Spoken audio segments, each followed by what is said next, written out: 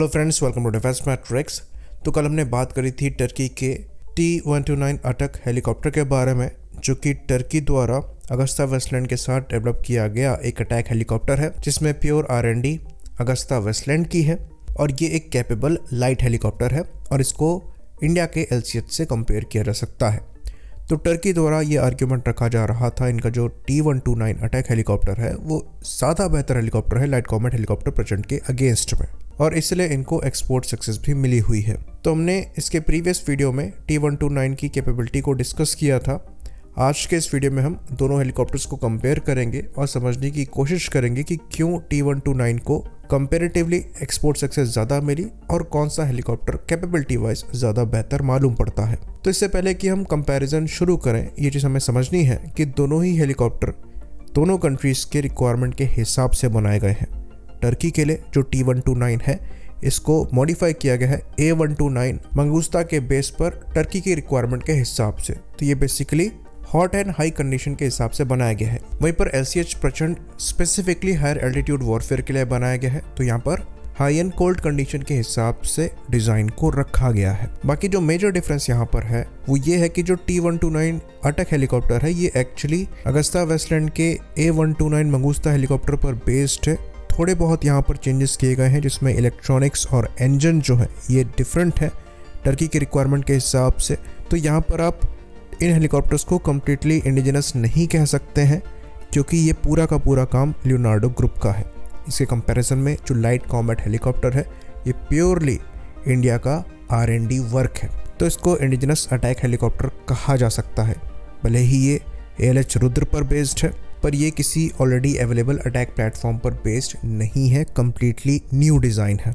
अब आते हैं बेसिक स्पेसिफिकेशंस पर। तो अगर आप डायमेंशंस को देखेंगे तो यहाँ पर लंबाई दोनों हेलीकॉप्टर्स की ऑलमोस्ट सिमिलर है। ऊंचाई में LCH प्रचंड थोड़ा ऊंचा है, पर जो मैक्सिमम टेक ऑफ वेट है ये आपको LCH प्रचंड का ज़्यादा मिलेगा। अटक का जो मैक्सिमम टेक ऑफ वेट है ये 5056 किलोग्राम का है, वहीं पर LCH प्रचंड का ये 5800 किलोग्राम्स का मिलेगा। तो दोनों ही helicopter almost similar power producing power plant को यूज़ करते हैं, जिसमें अटक द्वारा अमेरिकन एलेस्टेक का CTS 800-4A turboshaft engine use किया जाता है, जो कि 1373 हॉर्स पावर प्रोड्यूस करता है। वहीं पर LCH प्रचंड में जो इंजन यूज़ किया जाता है ये फ्रेंच ज़रूर है, पर HAL द्वारा कोलैबोरेशन में बनाया गया HAL टर्बोमेका शक्ति 1H1 इंजन है, जिसको स्पेसिफिकली ALS ध्रुव और प्रचंड के हिसाब से ट्यून किया गया है। तो यहाँ पर आपको 1384 हॉर्स पावर मैक्सिमम मिलती है। तो ऐसे दो इंजन दोनों हेलीकॉप्टर्स में लगे हुए हैं।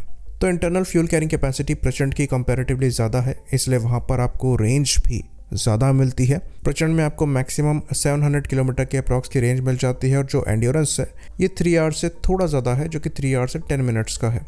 इसके कंपैरिजन में अगर आप बात करेंगे अटक की, तो वहाँ पर जो एंड्योरेंस है ये 3 आवर्स के अप्रॉक्स का बताया जाता है, और जो मैक्सिमम रेंज है ये 540 किलोमीटर के अप्रॉक्स की है।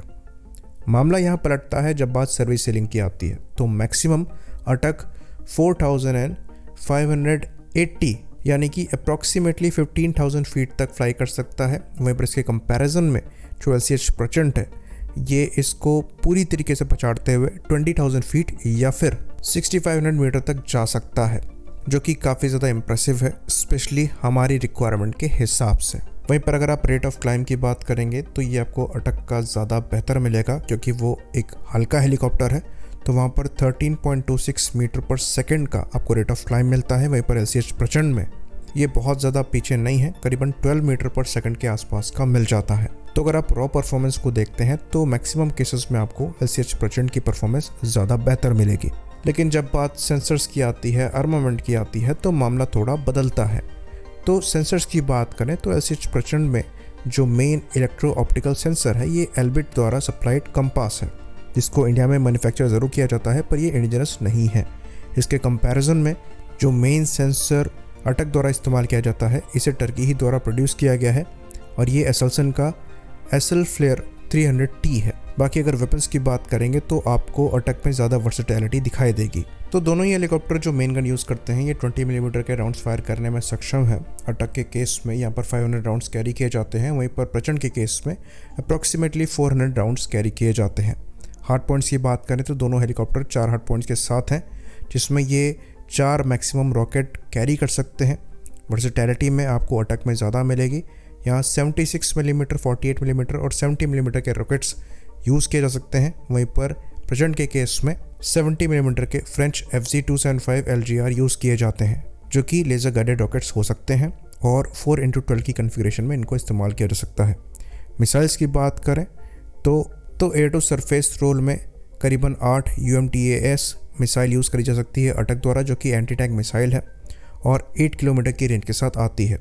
या फिर सिरिट 70 मिलीमीटर गाइडेड मिसाइल रॉकेट्स इस्तेमाल किए जा सकते हैं, जो कि 16 के नंबर में हो सकते हैं। इसके कंपैरिजन में बात करें LCH प्रचंड की, तो 4x4 यानी कि 16 की कन्फिग्रेशन में ध्रुवास्त्र भी यहाँ से इस्तेमाल करी जा सकती हैं, लेकिन फ़िलहाल के लिए इनका इंटीग्रेशन नहीं हुआ है। ध्रुवास्त्र के केस में भी जो रेंज है ये 7 से 8 किलोमीटर के अप्रॉक्स की मिलती है। वहीं पर एयर टू एयर मिसाइल की बात करें तो अटक द्वारा 2x4 की कन्फिग्रेशन में मैक्सिमम 8 स्टिंगर मिसाइल कैरी करी जा सकती हैं। वहीं पर प्रचंड के केस में आप मैक्सिमम 8 ही मिस्त्राल मिसाइल को कैरी कर सकते हैं, जो कि एक फ्रेंच मिसाइल है और वहाँ पर भी मैक्सिमम आपको 8 किलोमीटर के अप्रॉक्स की रेंज मिल जाती है। तो कन्फिग्रेशन अगर आप देखेंगे तो वेपन वर्सेटैलिटी आपको अटक में ज़्यादा मिलेगी। साथ ही साथ दोनों ही केस में जो एयर टू सरफेस वेपन्स बनाए जा रहे हैं ये टर्किश मेड है, चाहे हम बात करें UMTAS मिसाइल की या फिर सिरिट की। प्रचंड के केस में जो ध्रुवास्त्र है ये भी इंडिजिनस है, पर वहाँ परेशानी ये है कि इंटीग्रेशन अभी हुआ नहीं है, जो कि फिलहाल प्रचंड को एक बड़ा डिसएडवांटेज देता है। LCH प्रचंड के साथ दूसरा इशू जो है वो यहाँ पर ये है कि इलेक्ट्रॉनिक्स के मामले में जो परसेंटेज ऑफ इंडिजनाइजेशन है वो बहुत ज़्यादा नहीं है। जो मेन सेंसर बॉल है ये हम इजराइल से ही लाते हैं। साथ ही साथ जो सेल्फ प्रोटेक्शन स्वीट है जिसमें laser warning receiver, missile approach warning sensor, radar warning receivers, जो कि फिलहाल इंटीग्रेट नहीं किया गया है, ये भी इम्पोर्टेड है। अगर हम LH रुद्र का एग्जाम्पल लें, ये साब द्वारा सप्लाई किए जाते हैं। तो ये धीरे धीरे इंडिजनाइज करने की कोशिश करी जाएगी और जो परसेंटेज ऑफ इंडिजनाइजेशन है उसको बढ़ाने की कोशिश करी जाएगी, पर फिलहाल वहाँ पर नहीं है। इसके कॉन्ट्ररी अगर बात करें हम अटक हेलीकॉप्टर की, तो वहाँ पर इलेक्ट्रॉनिक्स और थोड़े बहुत वेपन्स को हटा दे तो पूरा का पूरा हेलीकॉप्टर ही बाहर से लिया गया है। तो इस हेलीकॉप्टर को टर्की द्वारा इंडिजिनस कहा भी नहीं जा सकता। तो दोनों ही हेलीकॉप्टर अपनी जगह पर सही हैं। जो अटक हेलीकॉप्टर है ये 2009 से ही प्रोडक्शन में है। वहीं पर बात करें LCH प्रचंड की, तो खाली 15 लिमिटेड सीरीज प्रोडक्शन के हेलीकॉप्टर्स ही बनाए गए हैं। तो अभी के फॉर्म में ये अपनी पूरी कॉम्बैट इफेक्टिवनेस पर नहीं है, जहां पर ये सेल्फ प्रोटेक्शन स्वीट और major air to surface weapons को लैक करता है। और इसलिए अटक के कंपैरिजन में LCH प्रचंड को एक्सपोर्ट सक्सेस नहीं मिली है, पेपर पर ज़्यादा बेहतर मशीन दिखने के बावजूद। एक बार इनका सीरियल प्रोडक्शन चालू हो जाएगा तो पिक्चर डेफिनेटली यहाँ पर चेंज होगी और प्रचंड एक ज़्यादा बेहतर प्लेटफॉर्म निकलकर सामने आएगा। इसके पीछे रीज़न ये भी है कि कंपैरेटिवली प्रचंड का प्राइस भी कम रहेगा। तो LCH प्रचंड का जो कॉस्ट है ये $16 मिलियन पर पीस के अराउंड का मानकर चला जा रहा है। वहीं पर जो अटक का प्राइस है ये अप्रॉक्सीमेटली $17 मिलियन से कुछ ज़्यादा बताया जाता है। तो डेफिनेटली LCH प्रचंड के पास ये एडवांटेज भी रहेगा। तो फ्यूचर जो है LCH प्रचंड का काफ़ी ज़्यादा ब्राइट नज़र आता है और ये टफ कंपटीशन देगा टर्की के T129 अटक हेलीकॉप्टर को। आई होप इन्फॉर्मेशन यहाँ पर क्लियर रही हो। इसी बात पर इस वीडियो को हम ख़त्म करेंगे। लाइक करिए, सब्सक्राइब करिए। जय हिंद।